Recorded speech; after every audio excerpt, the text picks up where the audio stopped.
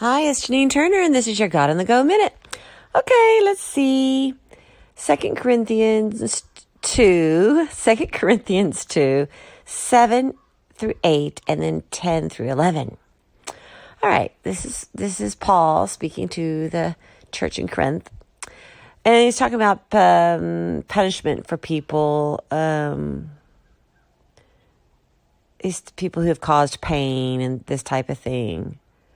And then he says, so now instead you should forgive and console him, so that he may not be overwhelmed by excessive sorrow. So I urge you to reaffirm your love for him. And then 10 through 11. Anyone whom you forgive, I also forgive. What I have forgiven, if I have forgiven anything, has been for your sake in the presence of Christ. And we do this so we may not be outwitted by Satan, for we are not ignorant of his designs. So, this is something I don't know about you, but I mean, if you're human, I would imagine you are human.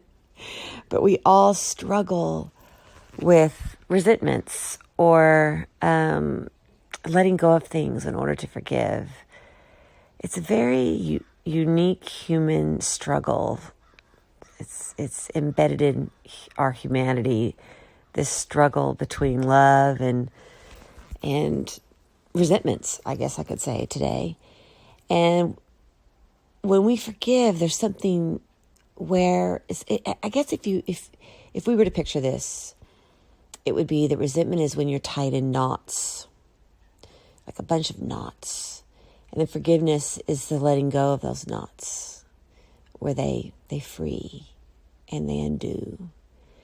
And resentments can just create such tension and negativity. And yes, there are things that we definitely have to work through. I find that writing things out on paper and prayer and discussing, but the most important thing for resentments for me, I've learned, is I have to let them go. Because if they stay within my mind and my body and soul, it just absolutely, it's just a really terrible place to live, first of all. And secondly, it can lead to so many unhealthy things. That's what they teach us in the 12-step program. You got to let go of resentments, so you don't feel like you need to go relieve all the feelings with alcohol. So in a way, we as humans, we turn to things we shouldn't, because we cannot cope with the resentments, or the feelings of confrontation. So we have to forgive does just as much for ourselves as it does for the other person, but it is mutual. It definitely releases you from those knots, and it releases the other person. Whether you ever say anything to them or not, there's just a forgiveness that is like a telepathy.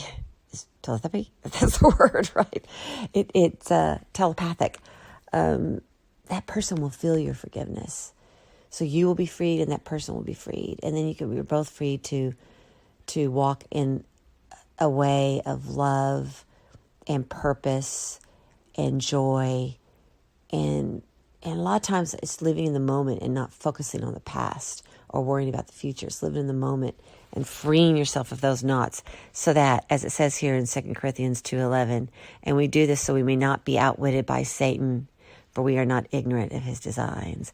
And Satan would much rather us live all torn up and in knots and unhappy and miserable and dark than to forgive, which is full of light and freedom, and the knots are free, and we can breathe deeply and enjoy the day and walk in love. It's a hard thing to do, but if we're aware of these feelings and aware that we need to let go of, and aware that forgiveness is the better place to be, then we walk in light and not in Satan's darkness. Have a blessed day.